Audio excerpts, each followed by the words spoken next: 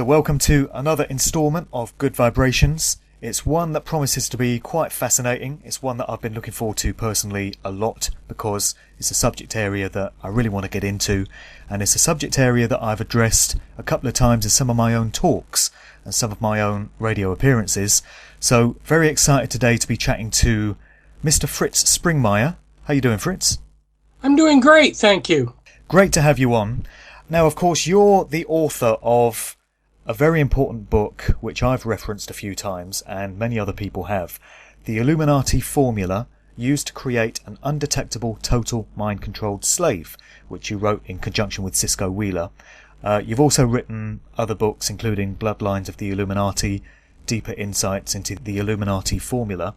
So what we're going to be talking about today is basically the very sinister and ugly and nasty world of mind control, trauma-based mind control, and specifically MK Ultra.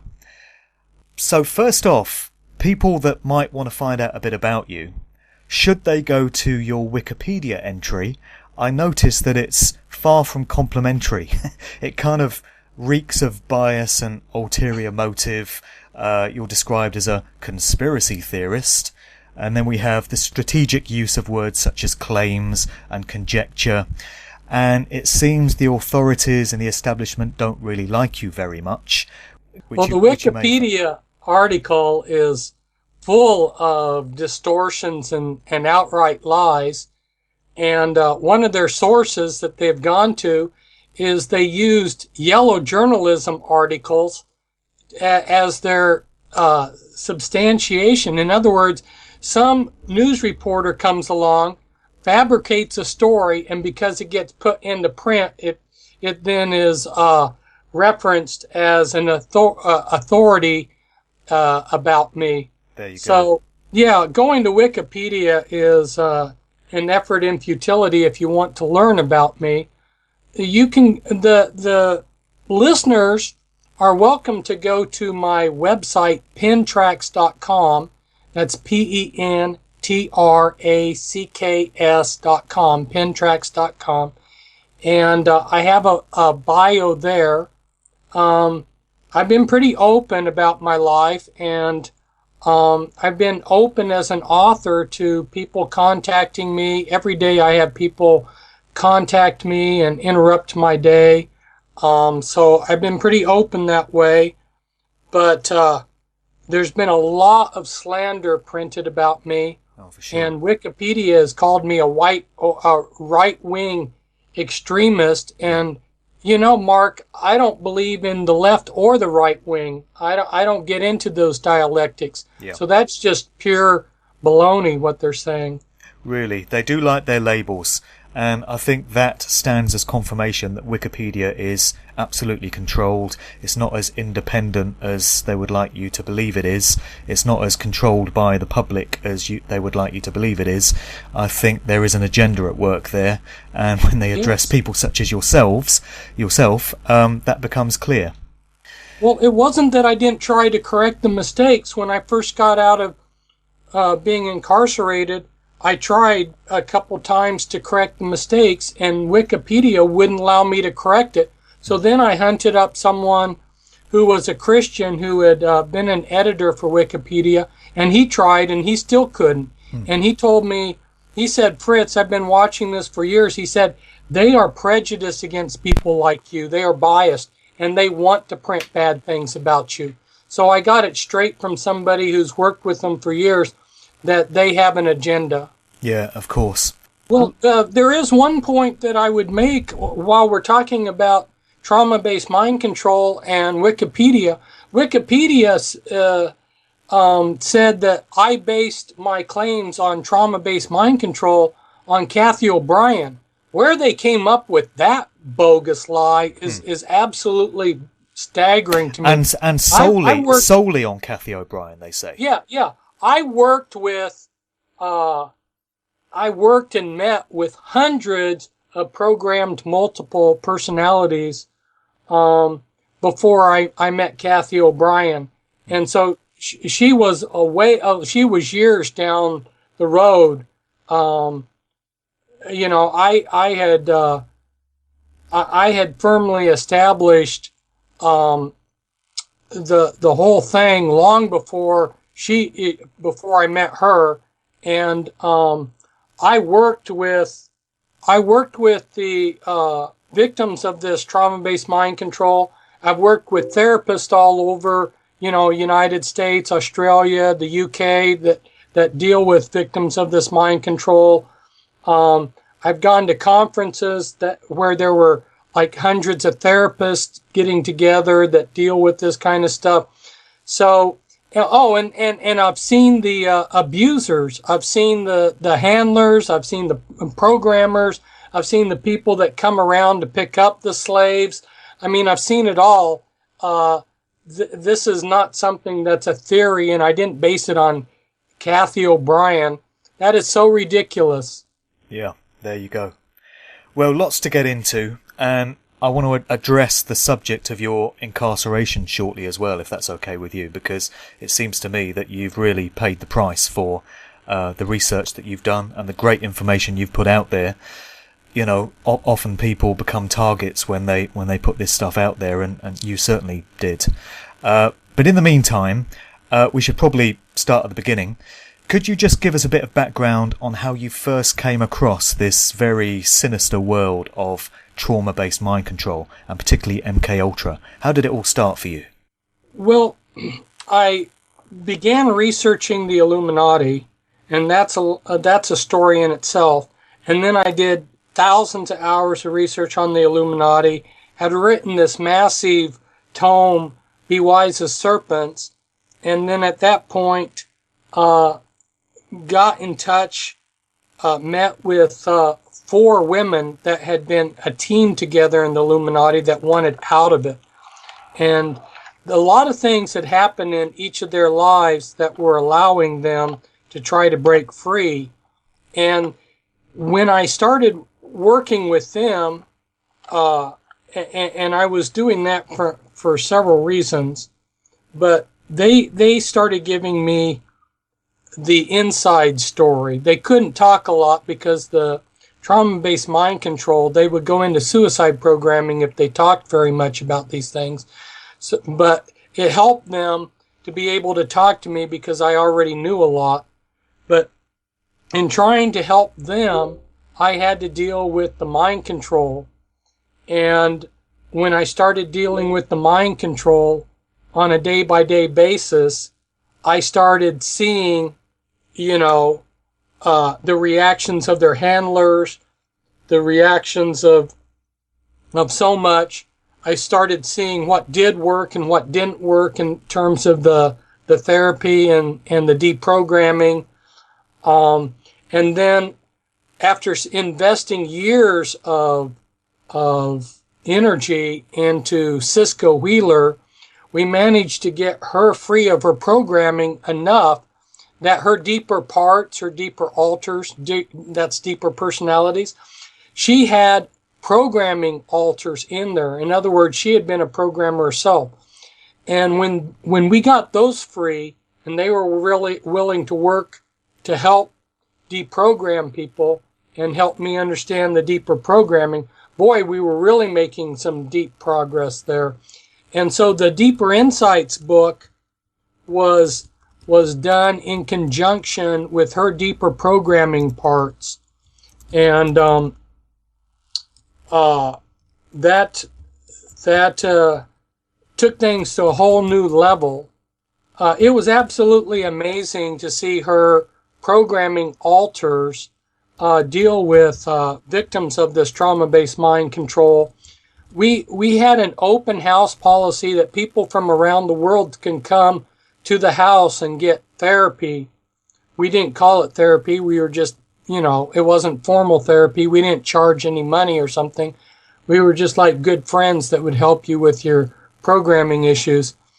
But she could look at someone who had been subjected to this trauma-based mind control, a programmed alter. She could tell you what personality was there, what the programming was running, everything that was going on at the moment just from looking at them, the little subtle clues that would go right by us.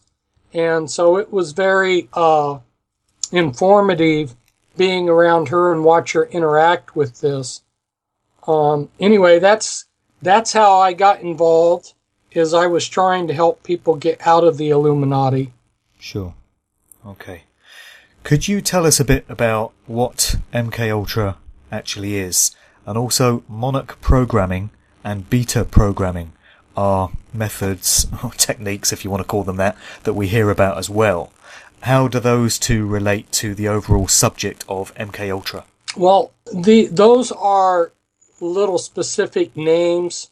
There's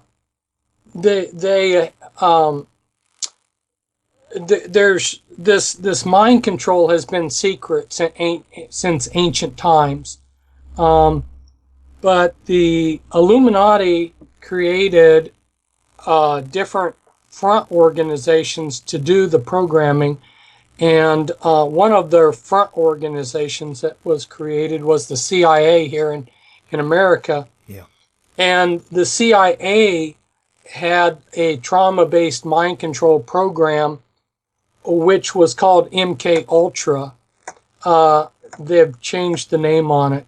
And then one of the vernacular names was Monarch programming, and that was based off of the concept that the monarch butterfly was one of their first scientific examples of how knowledge is passed from one generation to another.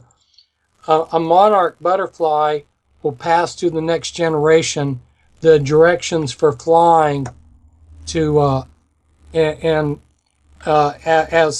as the monarch butterfly would like shift. Let's say that there would be a shift, why they could pass on that new information.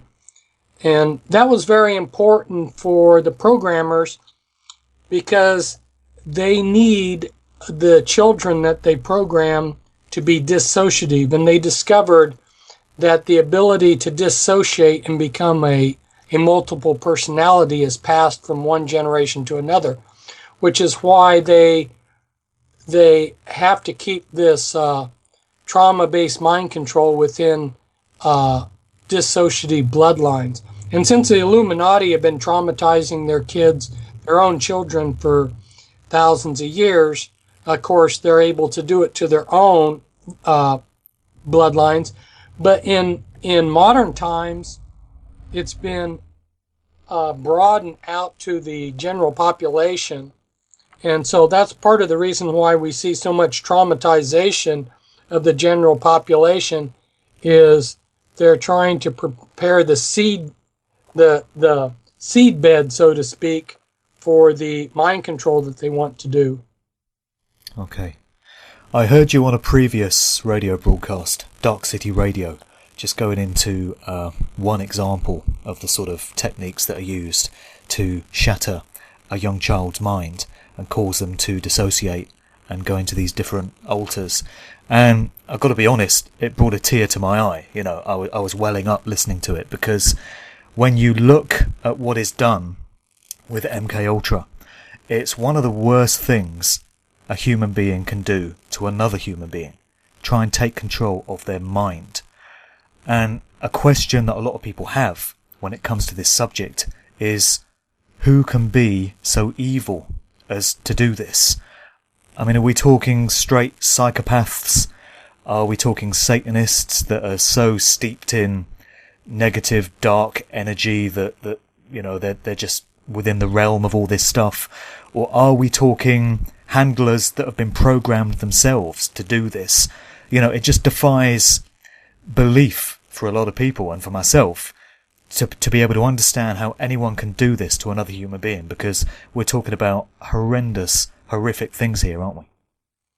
Yes, this hasn't come about overnight. You know, it goes back to the ancient times. In ancient times, thousands of years ago, of course, they had already become highly skilled in torture all throughout most of history. Even there in the United Kingdom, you know, there was, until fairly relatively recent times, if you said something, a bad joke about the king, you could end up on a pole, you know, dead. And so lucky I wasn't born 200 years ago then. Yeah, me too.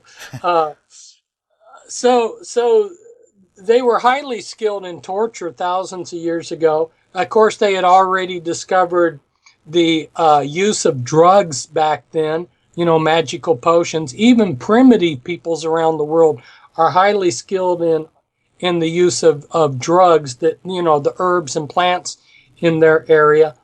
And so this was very well known. The Egyptians had dream temples.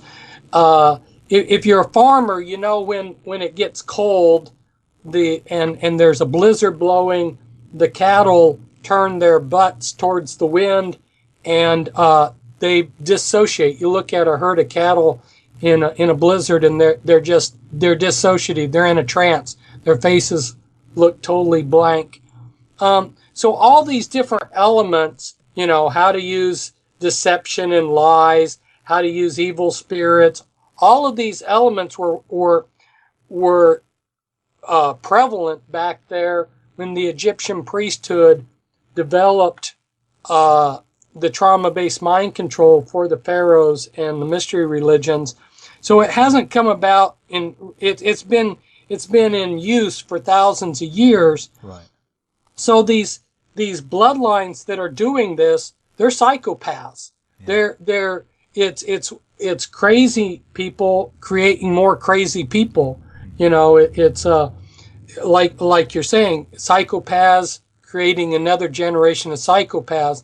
And because they're multiple personalities, they can give themselves a good front personality that hides all the craziness. The Dr. Jekyll, Mr. Hyde effect.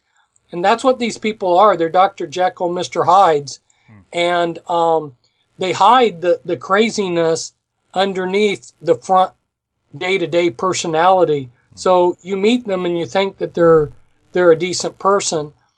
So that helps explain why, we're seeing all these front personalities that seem nice, but some of these nice people are purely sadistic in their deeper alters.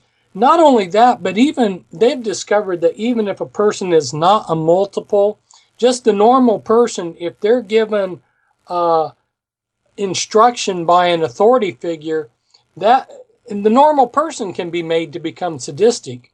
Experiments have shown that. So it's not as bizarre as we might think at first glance that there's people capable of torture. It always amazed me, how do these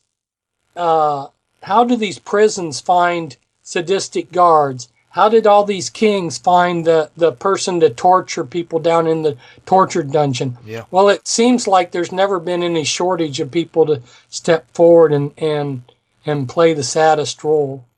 Yeah, it's incredible, isn't it? And another thing that I found absolutely fantastic, in not in a good way, is this suggestion that some of the mind control handlers are actually inflicting the mind control on their own children, and that children are bred specifically to be subjects of this horrific act. It just defies belief and credibility for most people that any parent could do that to their own offspring, and yet that seems to be what's going ahead. Yes, I have gotten to meet some of the, not that it was a necessarily pleasant experience, but I have met some of the fathers that I knew had programmed their daughters and had tortured them and done sadistic things and raped their children and so forth. And again, this goes back to they had it done to them, and they're multiples, and they have parts of their minds that are sadistic. A very important programmer in the 20th century was Joseph Mengele. And if you recall, he was in charge of the Nazi concentration camps. So this trauma-based mind control had been done for centuries on a non-scientific level. But you know how the Germans are very organized and are great with engineering and science. So the German part of the Illuminati were delegated the job of bringing this mind control onto a scientific basis. So that was one of the big reasons why the Nazis had the concentration camps, is those were used as a pool of human guinea pigs. And Joseph Mengele did a lot of trauma experiments on his guinea pigs. And some of those actually, after the war, became functional human robots for the Illuminati. They went their way.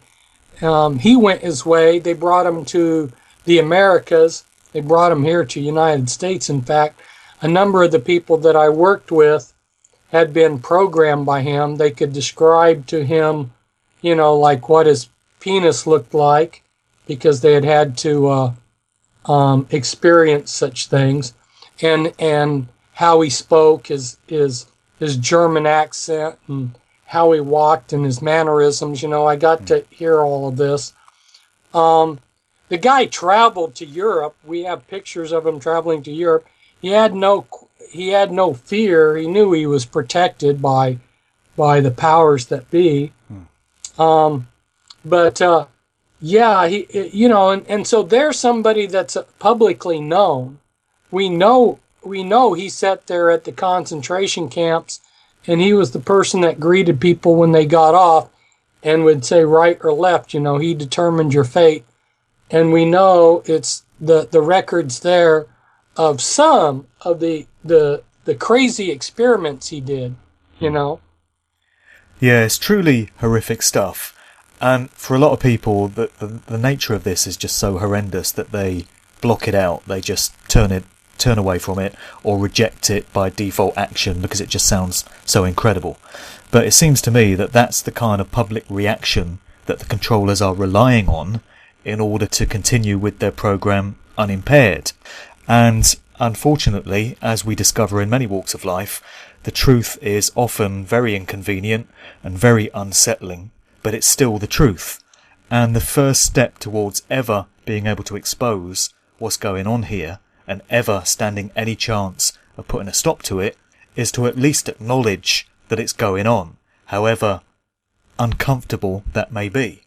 Wow, well said. I love the way you put that. Well, that's the way it seems to me anyway. It's unsettling for me to research this and to talk about it, but I accept that it's going on, and if there's any part that I can play, if I can participate in any way in raising awareness of it so that we stand some chance someday of eradicating it, then I think that's important to do. I'm pretty sure you'd agree, because you've played a very major part in bringing this to the public consciousness. But a lot of people just don't want to go there, do they? No, I have always been totally engrossed in reality. I love history. I love reality. I don't read fiction. I don't like to watch movies that are fiction. I don't like to watch Hollywood movies because, like let's say they're showing a film about World War II. They'll show the Hitler Youth in winter, in the middle of winter with summer uniforms, or firing guns that have magazines of only a few bullets, and then they have some incredible amount of bullets come out of them. That kind of stuff drives me nuts because I love reality. But in spite of my love for reality, this trauma-based mind control is so horrendous. It was a challenge to me too. There was one incident, and I had taken Cisco to a safe house on the coast to do deprogramming, and we were working through a memory of trauma, and the trauma was so traumatic, it traumatized me to hear about it. And I was standing, and my whole body collapsed. I felt like melted butter, where I just collapsed into the rug. And I just couldn't stop bawling and crying for a day. I didn't even know a person could have that many tears. So it's not an easy subject to deal with, but that also gave me impetus, that stimulated me, motivated me to do something about it, because I realized this thing is so horrific, and it's being done to our kids. Whole generations of kids are now being subjected to this trauma, that I had to do something. Yeah.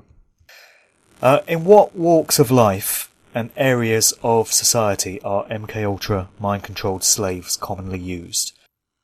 Well, surprisingly, the answer is going to surprise the listening audience.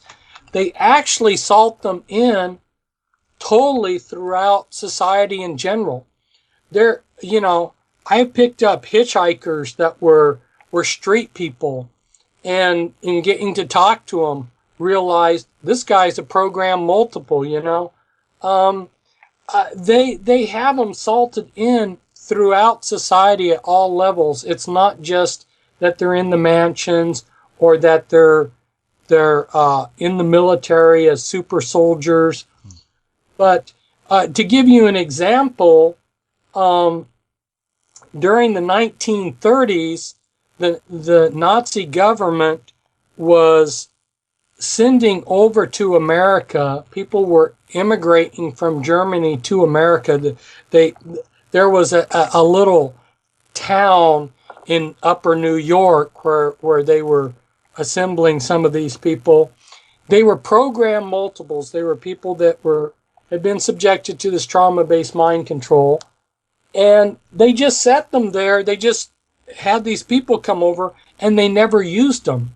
Now, during World War II, they landed saboteurs by submarine on a number of occasions, but they never used these people for sabotage or anything during the war. And I found out about it because years later, as their programming started to fall apart, they went into therapists, and then the therapist contacted me. So I that's how, because I don't live in New York, obviously, I live on the West Coast, but that's how I ended up learning about these people. But they never used them for anything. They just left them there as sleepers. So we have some people that are programmed, and then they just allow them to be sleepers. A lot of people are that way. On the other hand, there's a certain small percentage of these people that are actually operational, and they watch them 24/7. There was somebody who was an insider that was against this stuff, and gave the information about how they monitor these people at the time. The time that I got the information was 1991. Here in the United States, there are 40,000, if I remember the figure correctly. There are 40,000 of them that they monitored constantly, But there were a lot more that could be used, but those were just the ones that they were constantly making sure that they were checked on round the clock. So those kind of figures suggest that there's a constant flow, a constant supply of mind-controlled slaves. It must be like a production line, like a factory conveyor belt. They're just churning them out every year and putting them into society for who knows what means. Oh, yeah. Large numbers. Incredible numbers. And I was able to expose in my books some of the main programming centers, the knots, China Lake there, which is near Death Valley. Here in Western United States, we have large areas, like Area 51, the area of Area 51, you might think, oh, well, that's something small. Talking off the top of my head, but but Area 51 is as large as some of our small states on the East Coast. They got enormous areas, and they're off limits to the public. And within these enormous areas, they have total secrecy, and they just have factories essentially where they bring these children in by the hundreds and cage them and split their minds into multiple personalities and lay the foundation. Once that foundational programming is in place, then they can do they can layer in the further programming on a local basis. But they have major programming centers in these top secret areas where they just, like you say, it's like a conveyor belt almost, where they're just turning out massive amounts. It's incredible, and it's all being done under the disguise of national security. Nobody's allowed to know what goes on in these places because of national security. Yeah. Yeah. The world is very different to the glossy version of events that we get fed on the surface. The two areas where MK Ultra mind control or trauma-based mind control is most commonly thought of would be, I think, Manchurian Candidate style assassins, and a great example would be Mark Chapman, the guy that shot John Lennon, who exhibited all the signs of being mind controlled and on a mission. And also pop stars and movie stars. We hear so often now, and it's come up a lot in my research, that many of your favourite pop stars and possibly some of your favourite Hollywood actors are actually victims of this as well. Oh, definitely. Anybody who's going to be in the public eye, the people that are controlling things want to make sure that anybody who's an icon who would have a voice to the public is controlled so that they don't spill the beans about the controllers and what's going on, or say something that they wouldn't want said. So your movie stars, your iconic big rock stars, these big musicians, yeah, they're definitely victims of the mind control, and oftentimes not only victims but the perpetrators too. They'll have dual role. And I thought about, because you had mentioned the music industry as being one of your areas that you enjoy learning about. That's my specialist area. Yeah, I look into how this is used in the music biz. And I thought, I was away for 8 years, and during that time I was away, people took my information, and they've done incredible things with it. And on the internet, there's some incredible sites where they talk, where they have incredible videos, where they show these people doing the mind control things. You see the triggers, you see and all. I thought to myself, there's no way I can compare to these. I should just suggest that the listener go and look these things up on the internet, because there's a lot of information out there, Oh yeah, for sure. Look at someone like Britney Spears. Look at someone like Clive Davis. There's so many people out there, and it just the country Western music industry was created by the intelligence agencies and the Illuminati, and has been a hotbed for this trauma-based mind control. I've watched these country Western performers doing things, and right in front of people they just, if you understand the mind control, you just see, like Dolly Parton was out there on stage one time, and her handler came out, and she just turned around and she put her hand on his in submission, as a slave does, because I'd been taught by Cisco how the slave is to show submission. She does that, and she turns around and calls him daddy right there in front of millions of people on television.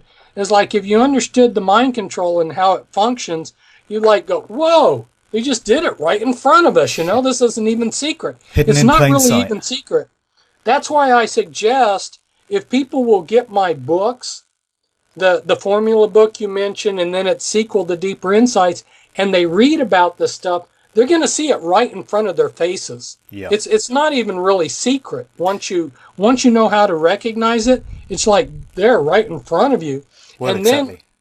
then you can go to all of these sites that are taking the obvious and putting it up there on YouTube and so forth for you, so you can visually see for yourself how this is going on all around us. Yeah.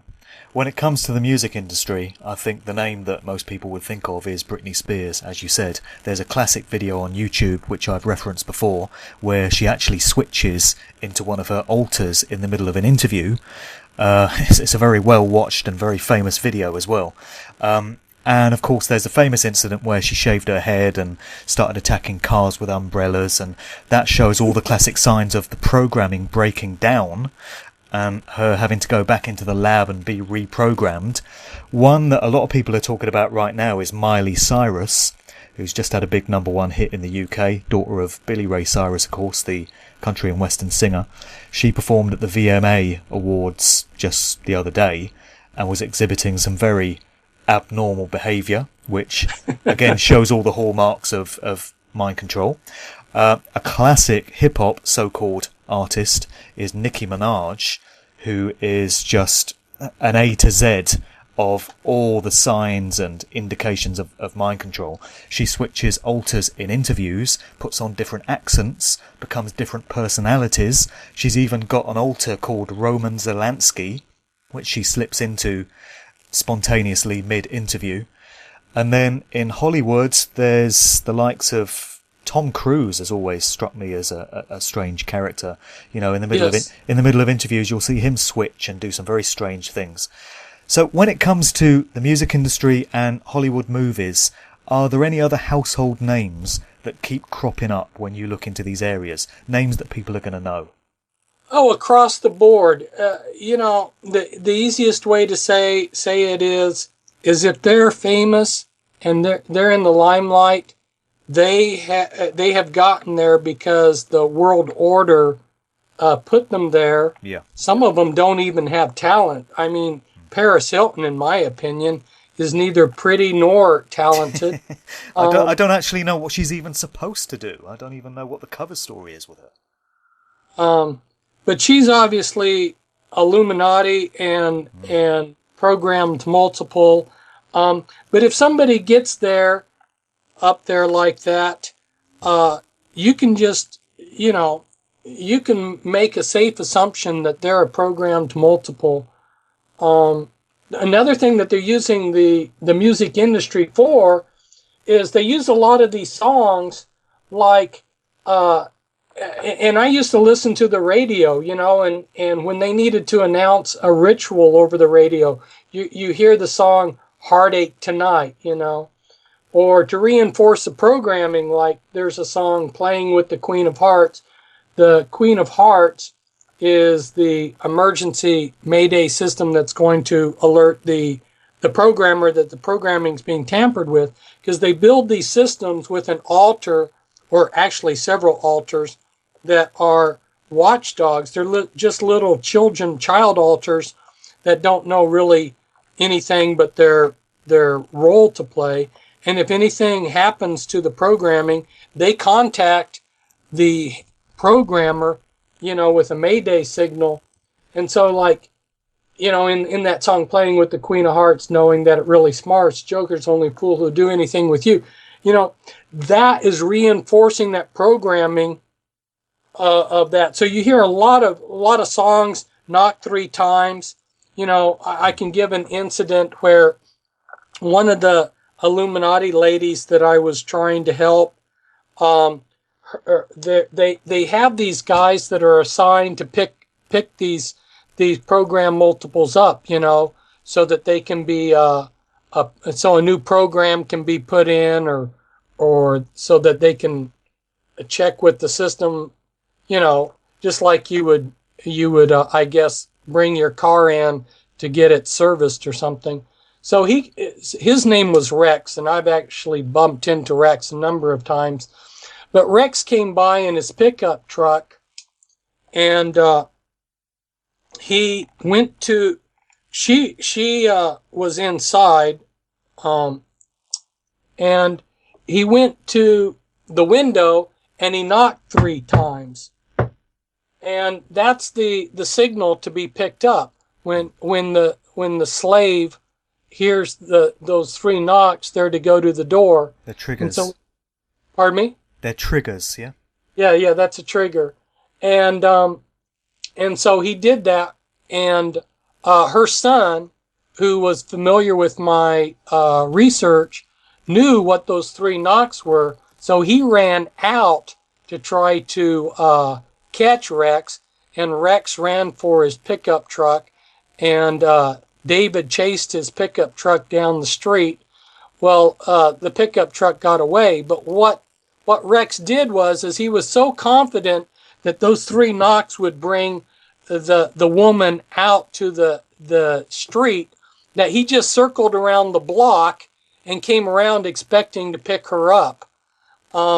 Anyway, the reason why I'm mentioning this is there's a famous song, "Knock 3 Times," right? Maybe you've heard that song. Yep, another one, yep. Yeah. Isn't it Dawn? Is it by Dawn? Yeah.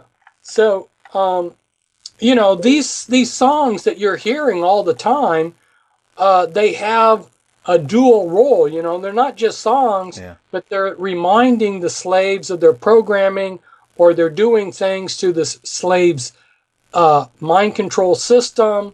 It's activating certain parts.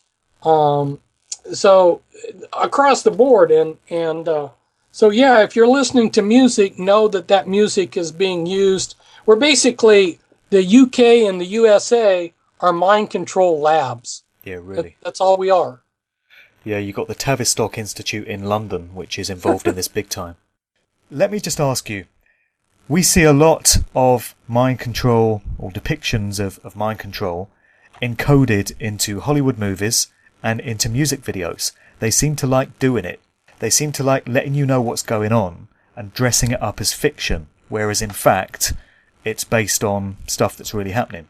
I'm thinking of movies like the Bourne trilogy, the Bourne Ultimatum, the Bourne films, in which you've got Matt Damon playing a former CIA agent who is obviously having undergone some sort of mind control treatment. And to me, a lot of the things that are depicted in those films and dressed up as fiction are in fact, or do have some basis in fact. And then of course you've got the Manchurian Candidate, the famous movie from the 60s that was updated recently, and you've got all kinds of symbolism that's being put into music videos now. Nicki Minaj videos and Beyonce, Rihanna, Katy Perry, all the rest of them.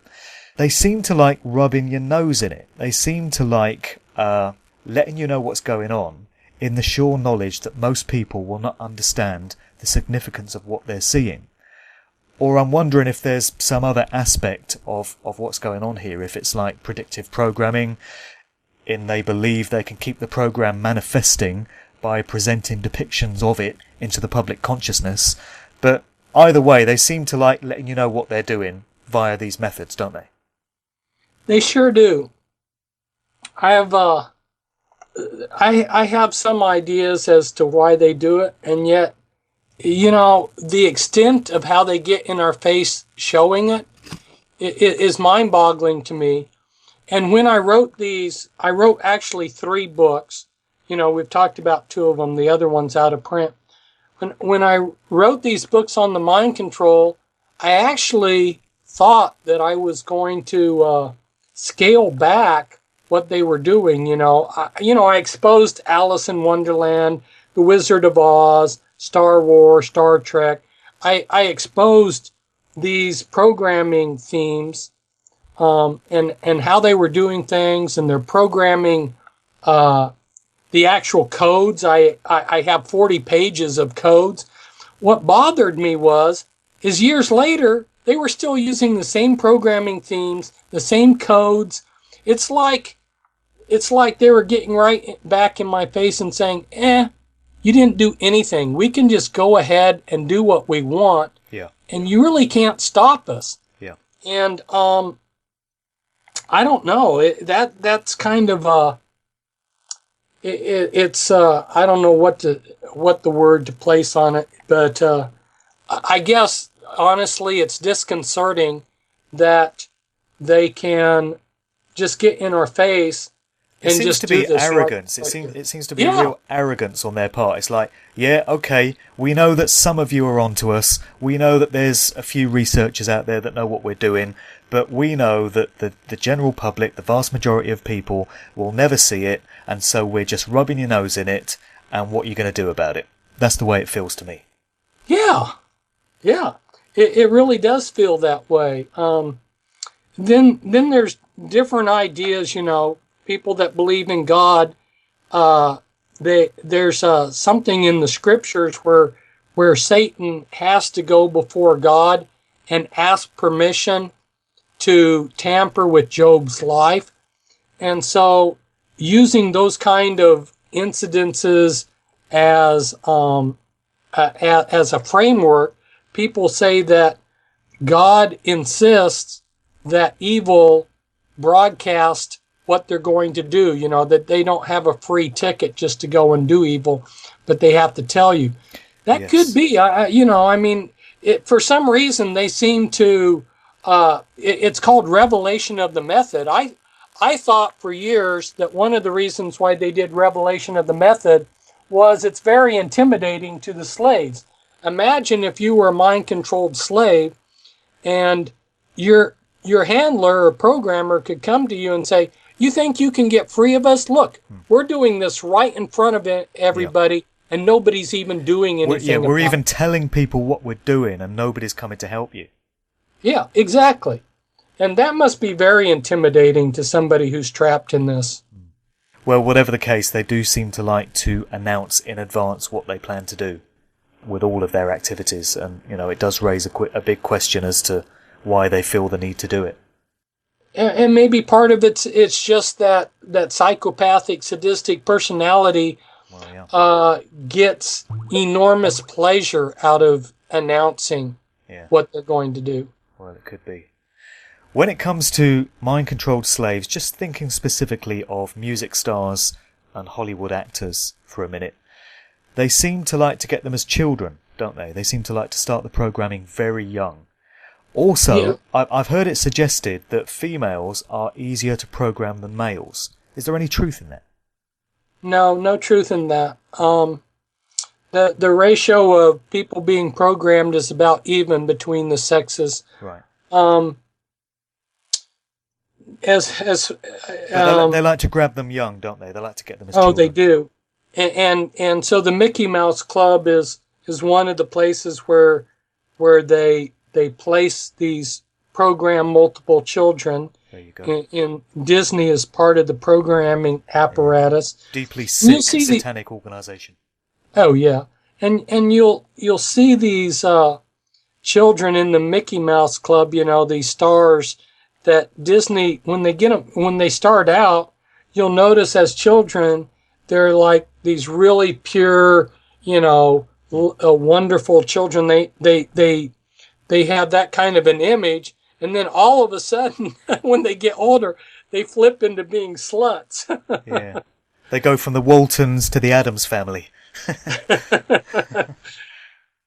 Yeah, really. You've seen that with Britney Spears, Christina Aguilera, and any number of others when it comes to that. A very valid question that people often have when it comes to the suggestion that mind control subjects are selected from childhood and groomed from an early age is how the parents could allow this to happen. I've heard that many of the victims come from families that have government military connections, which suggests that the powers that be might have had their eye on these particular offspring as a result of the parents' profession, and that the programming may be happening against the parents' will, and that the children are effectively abducted. And then other theories suggest that the parents are maybe themselves mind-controlled victims, or maybe they're part of a Satanist cult or something. And then you've got another school of thought which suggests that the parents are simply paid huge sums of money to look the other way and allow their kids to be used. But either way, it's very difficult for other loving parents who would do anything to protect their kids to understand how other parents could allow their kids to become part of something as horrific as this. You know, what are the parents doing in these cases? Well, you nailed the head. They're doing all of the things that you mentioned. All of the above. Yeah, all of the above. One thing that they tell people in the military is they'll tell them they'll lie. You know, I mean, they don't tell the whole truth. Obviously, they say we have these methods to make your child a genius. You know, and your child can help our government, you know, in many different ways. And would you turn your child over to us, to this project? So, and we'll make your child successful. And so the parent is lied to, and the parent doesn't really realize what they're subjecting their children to. I've seen that happen.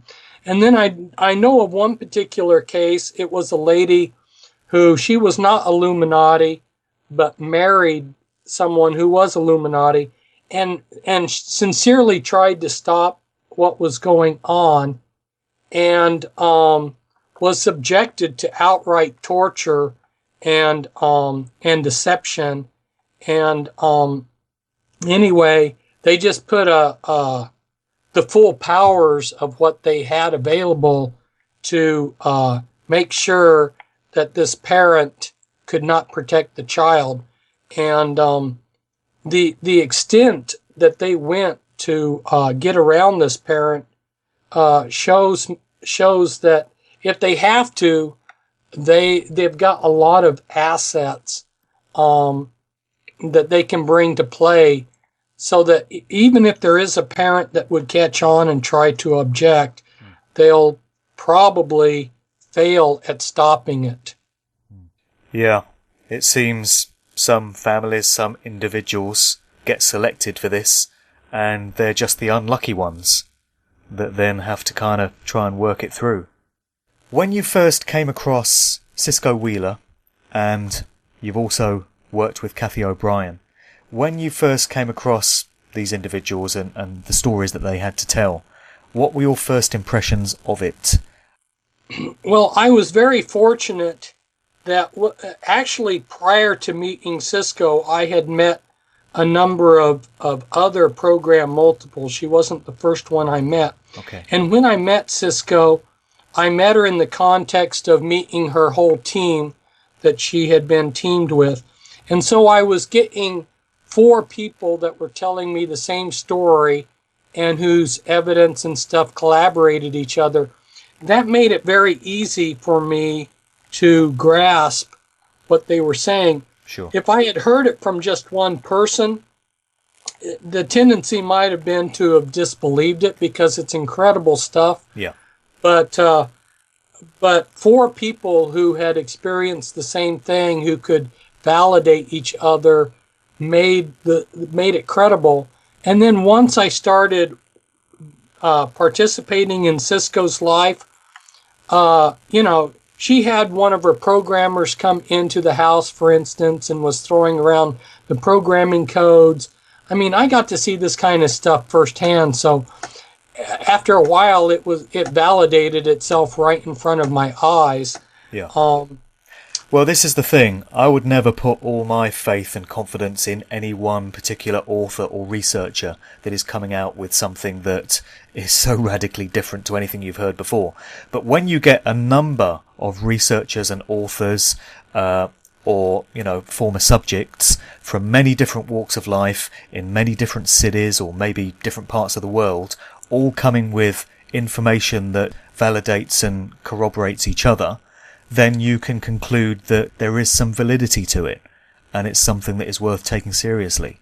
You can't dismiss it when you get the same kind of information coming from all these different sources, I feel. Yeah, the earliest was The Control of Candy Jones, which I believe, if I remember right, her husband wrote. She was one of the early trauma-based mind control victims working with the USO program in World War II. But I came out with my work on the programming, and then you had Kathy O'Brien and Sue Ford follow with their books, and other people too. So that was fortunate for me that other people came along and told their stories. They presented the information in a different way. You know, Kathy O'Brien's story is just the personal account of what she went through, where mine is more like a Chilton's manual of how the programming's created and done. But yeah, I was happy to see other people totally unrelated to me coming forth and validating what's going on. I feel this story wouldn't be complete without us addressing the subject of your incarceration, the heavy price that you've paid for the research areas that you've gone into. I mean, to me, it smacks of a classic stitch-up job, and I think anyone with half a brain looking at the flimsy evidence on which you were convicted would come to the same conclusion. If the Wikipedia account can be trusted, it states that on February 12, 2003, you were found guilty of 1 count of armed bank robbery and 1 count of aiding and abetting in the use of a semi-automatic rifle. Blah, blah, blah. As I say, it just looks like a classic stitch-up job. It defies belief that the US judicial system could be stretched so far as to get a conviction on the lack of evidence that was available. But would you just like to recap on what happened there and the grounds on which you were incarcerated for, I think it was 8 years, and what you feel was really going on? Well, my attorney that went into court with me asked one of his buddies in federal law enforcement, what's this thing about Fritz Springmeier? And this guy who was retired from federal law enforcement said, yeah, we've been trying to put him in prison for years. So they had been trying for years to get something to stick. Any charge will do. Yeah. Whatever they could, that they could work up. So it had nothing to do with me being a criminal. It was that they had been trying to put me away out of circulation. They wanted to make an example of you. Well, the most amazing thing, well, there was a number of amazing things during this whole trial. But at one point, the jury, well, I have to kind of explain things for it to make sense to the listener, but in any crime, there's what's called elements. And that is like, let's say, making an analogy, what is a dog? You know, a dog, it has certain things that make it a dog that distinguish it from a cat, right? So each crime has certain criteria that have to be there for that crime to exist. Those are called elements of the crime. And so the judge had told the jury that the first crime that they were to consider was aiding and abetting armed bank robbery. But if they didn't find me guilty of that, then they could go to the lesser charge, which is aiding and abetting unarmed bank robbery. And in other words, it's just like if you commit murder, you know, first degree, second degree, manslaughter. There's different levels depending on the elements.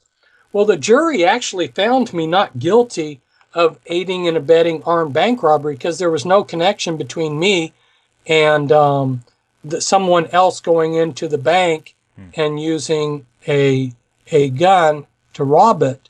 So they didn't feel like they could convict me of that. So then they went into session and asked themselves, was I guilty of the lesser crime, aiding and abetting unarmed bank robbery?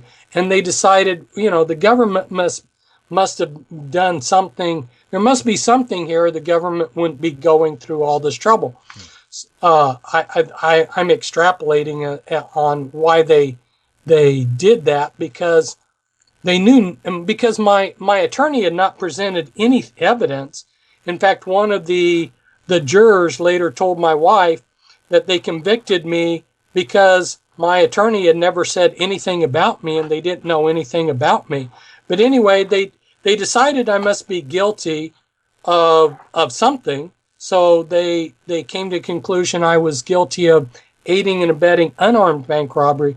Well, when they decided that, the judge told them, if you're gonna decide that, you have to find them guilty of the higher charge, which is aiding and abetting armed bank robbery. So the judge told them to find me guilty, which anybody who knows law knows that the judge is not to tell the jury to find the defendant guilty, Yeah. But in my case, that's what they did. And then they used that when they found me then when they followed the judge's orders and found me guilty of aiding and abetting armed bank robbery, why, then the judge gave me 5 more years statutory on a 924C. A 924C, if you read the law, it says that it can only be given to somebody if they actively use the gun that's used in a crime. Now, I was never even accused of that. They never accused me of being near the crime scene. They never accused me of using the gun. They know that the bank robber that confessed to the bank robbery used the gun. I mean, they even have the bank videos of him coming in with the gun. So they know I had nothing to do with the gun, and yet they still gave me a 924C, which can only be given if I was the person holding the gun. So I got 5 years for that. Didn't the guy that was had the robbery pinned on him mention that he didn't know you and you had nothing to do with it? Didn't he actually say that? Yeah, he did. But that doesn't make any difference. And that stood for nothing. That didn't make any difference. They said that they couldn't bring him into court. He was just up the road at a prison here in Oregon, but they made the claim that they couldn't transport him to testify, so therefore they couldn't use his testimony, which was just a lie. I mean, they could have brought him because they brought somebody somebody else all the way from California to testify against me. But, they selected who they wanted to testify. If it was somebody that was a criminal who they could bribe their testimony, okay, we'll use him. But if it's somebody that would exonerate me, they wouldn't let them into testify. Yes. So it was just all... It's a fit up. It's a fit up from start to finish. Oh, yeah. It was not a sincere, real trial. But, I didn't expect to get a real trial. Yeah. And I guess they were true to their colors, I guess. Yeah, I guess so. How did you get through that time, just knowing you'd done nothing wrong and knowing that you were paying this price for trying to bring some truth for the sake of humanity? You're trying to put some information out there that people need to know about, and what you've got for your trouble is 8 years of jail time for no reason. How did you get through that time? Well, going to jail and prison, which aren't exactly the same thing, but being incarcerated definitely cramps a person's style. I mean, you're not going to get to do things like you want, but a person needs to, be in control of their life, take control of their time, and not allow the system to control you. The system, the prison system, tries to make you think that your life is in their hands, that you cannot make any decisions, and they try to do a real head trip. And right from the beginning, the first thing I told myself is I was not going to allow them to do that head trip to me, that I was going to stay in control of my life. This is a lesson that all of us can apply to our life, and that is, if you don't take control of your life and your time, then time and your life is going to take control of you and just beat you up. And that's what happens to a lot of inmates is they don't take control. Well, and then, I notice some of these big people, you know, people that are big names that that are well known, they come to prison, but they don't have any character and they fall apart. Well, we have to, when we're in these kind of situations, we need to dig in and have some character and take control of our life and not let these things wig us out and where we fall apart. So I just took control of my life. It wasn't easy at the start. It was a little bit difficult, but I made a determination right at the start to continue being my good old self, not to change, not to let them do anything to me. And I stayed in touch constantly. Every day I was in touch with lots of people, phone calls, letters, and so forth. And, I just rose above the situation. In the end, it turned out to be a blessing. There were all kinds of blessings that happened. God had his hand on me, and a lot of blessings happened by being incarcerated. So I look back and see all the positives that happened. We're just gonna wrap up now. So do you just want to recap for people on where they can get further information about your work? Any web addresses that people need to go to, and just a recap on your books and where people can get hold of those. Okay, go to pentracks.com, pentracks.com. Pen like you write with a pen, tracks like the bunny rabbit leaves in the snow. Pentracks.com, and there you will see my books that are available. And there's 2 books on the mind control that are still available. The first one's the Illuminati Formula. It's got a longer title, which I won't repeat at the moment. And then its sequel, which is 600 pages, is Deeper Insights. These books are very, very important because, as you know, Mark, they break down in detail how the mind control is done, what the therapeutic issues are in regards to it, and how the help can come about. Yeah. It exposes the programmers, the programming centers, the programming codes, the whole night, everything from A to Z. Just to clarify, can a mind-controlled slave be deprogrammed and effectively cured? They can be deprogrammed and they can be helped, but the trauma is so severe. It's not like you're going to get somebody back to its original state, because there is no pure, pristine original state. I mean, remember, this was done to them when they were a child. Yeah. So it's like there isn't any pristine, original, healthy child there to get back. Do they damage from the start? Do they always start when the subject is a child, or is the programming sometimes applied when they're already an adult? They definitely have ways to do it to adults too, which is one of the reasons why they have these hypnosis clinics around in the UK and USA, is they analyze people that come in to these hypnosis clinics to see if they're good candidates to take to program as adults. Okay. They also have some other methods that they're applying to adults too. Let's see. It seemed like I'm missing one of your questions that you asked earlier. Well, no, it's just a couple of questions that just occurred to me there as an aside. You were telling me about your books, but it was just a couple of things that occurred to me as we went along there. So yeah.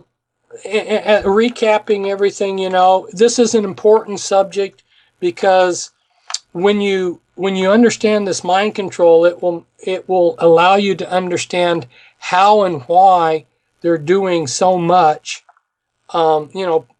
people wonder how could they really have the power that people claim that they have. Well, this is how. Yeah. This is how they can do something and get away with it. Yeah. This is how they can have a false flag like the Boston Massacre and get away with it. Yeah. And as we said before, the first step towards doing anything about it and stopping it in its tracks is accepting and understanding that it's going on. And from there come any possible solutions. But you have to accept it before you can do anything about it. Yeah, and there's also a lot of situations that people will be in where knowing about this stuff will protect them. Otherwise, if we're not aware of all this stuff, it's real easy to get blindsided. And that goes for anybody. Okay, Fritz, all the very best to you. Thanks for taking the time out with us today. Thank you so much for this opportunity, Mark, and the best to you. Thank you very much.